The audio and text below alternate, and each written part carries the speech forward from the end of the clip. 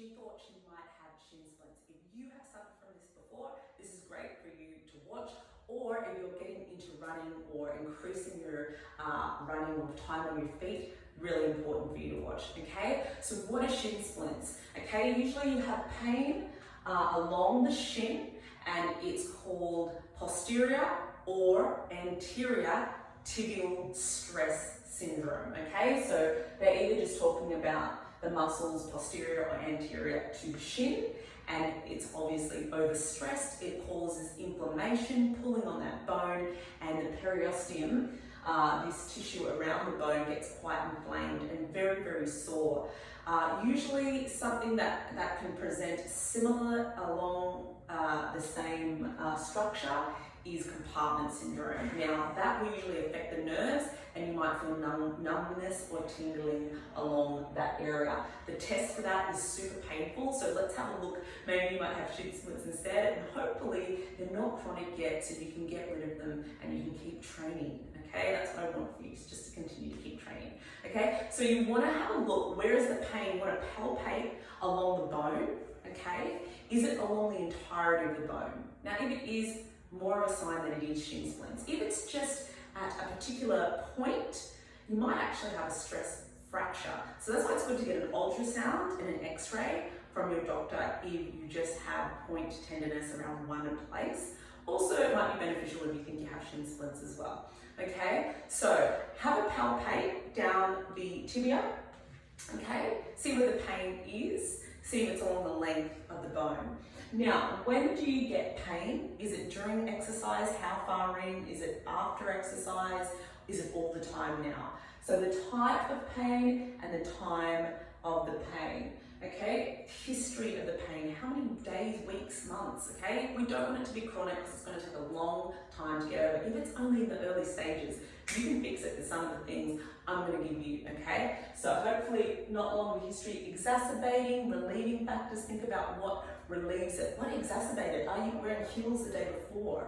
What footwear are you in? Have you started running longer distances, uphills, downhills, different surfaces? What relieves it? Ice, taking off your shoes, things like that.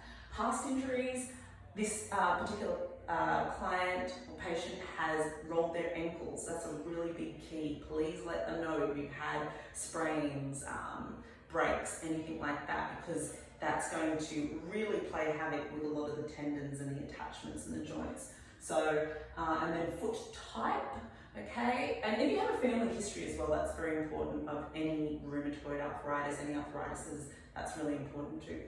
Foot type, do you know your foot type? We will go through that. Are you flat-footed? Probably not. Very small percentage of the population, but you might overpronate. You might overpronate, underpronate, high arch, more locked foot, or you might have a nice neutral foot. That would be great. So then we look at footwear. Are you wearing the right shoes for your foot type? If not, bang, you're in a lot of trouble. All right, really, really important. So you want to keep exercising.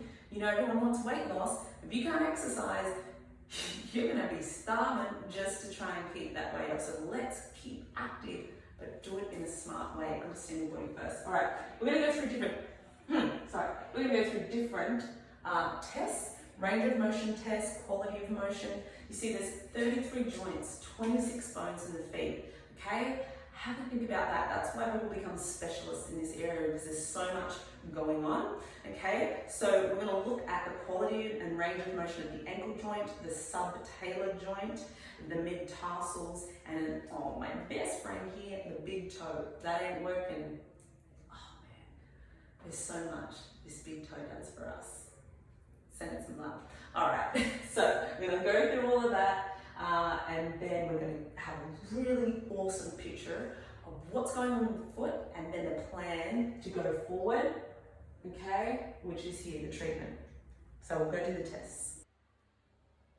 So we're going to do a simple test you can do at home to see whether or not you've got too much tightness in the calves, okay, and that will affect your ankle joint range of motion, and also we'll see how it affects the arch of the foot. So Tammy's going to place her foot against the wall, okay, and all you're going to do is bring your knee directly toward the wall.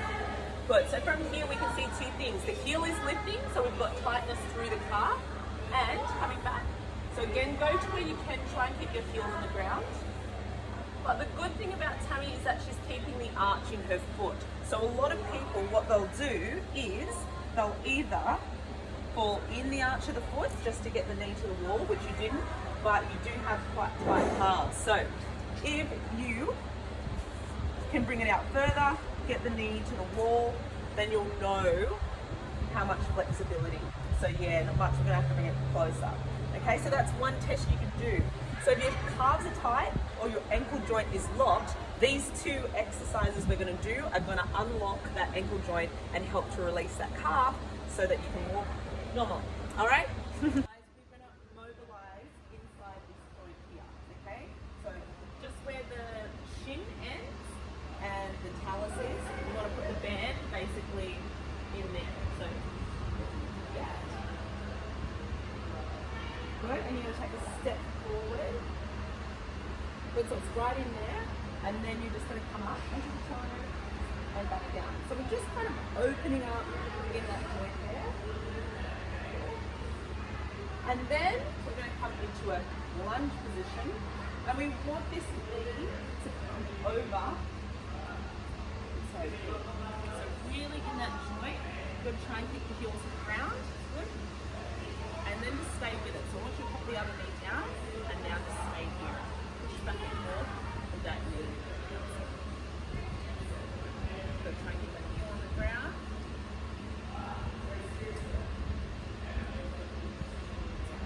Awesome.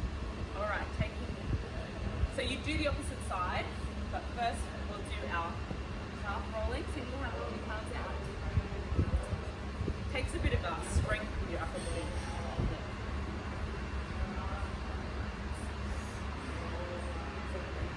Yeah, or you can cross the legs over each other as well if you want more. No, like down at the end. Yeah, like that. So you get more pressure. Pressure. Working that like turning and stuff. Yeah. Just break up the fibers. Okay, so after we've done that, come back up. We're going to do the test again at the wall. See if we've got any more range of motion. All right, let's have a look. See, we'll test the foot that you did all the work on. All right, can we get the knee to the wall, or is it any easier? It is easier. Try and keep I don't think it's lifting as much. Yeah, just go to where you can where it doesn't lift. Good. Stay up, nice and upright, and then. It has improved, hey? Yeah, that's better. Yeah. Good. All right, so we can see there how we can unlock the ankle. That's a really simple exercise.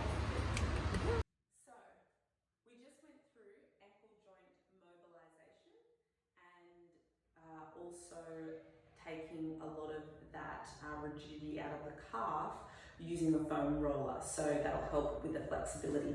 And that means this joint can start to work a lot better and will also help with our arch being able to stabilize as we go through our gait cycle. Now, there's a lot more to it that is just part of the process, a small part of the process in making sure your foot functions properly. If in the acute phase, always using RISA, which is the acronym for rest, ice, compression, elevation, and the referral to a good sports podiatrist or sports physio. And a doctor as well, so you can get your ultrasound and x-ray. So make sure you ice the injury if you're pretty sure it's a muscular injury, okay? You should get relief from that. You want to rest, of course. I know you have to stay active in some of our life's daily activities, but rest as much as you can. Use compression. A compression sock or sleeve is fantastic for shin splints. Now, if you're training, you should be wearing this, okay? It's really going to help with not making it worse and help with the recovery. So compression, elevation, by elevating the legs, you can send the blood and the inflammation back up through the limb system and get rid of what might be degrading those structures, okay? So you don't want waste products sitting in that area and then get your referral. So make sure you always use RISA in the acute phase so it doesn't turn chronic.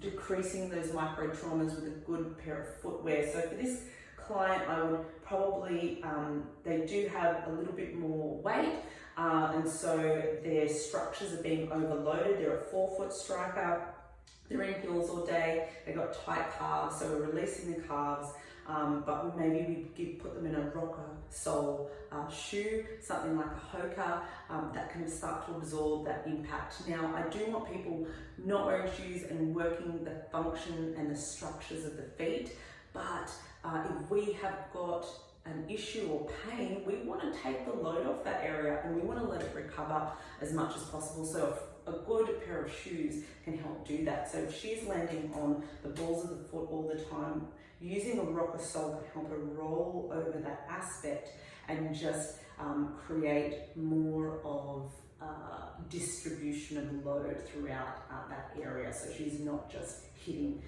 the balls of the feet. So hopefully that helps, and the foot can stay in a nice neutral position by making sure calf muscles are stretched, got the compression sleeve, we've got the ice to take away the inflammation, we've got that nice range of motion through mobilization, and we've got the right footwear. You're in a good ticket, but come in and see me for more help and more specific help for you, depending on your foot type, your foot strike, your type of activity. So I hope this helps, guys. Please share it, like it, make a comment, and then I'll know what to be looking for to help you next time. Thanks. Bye.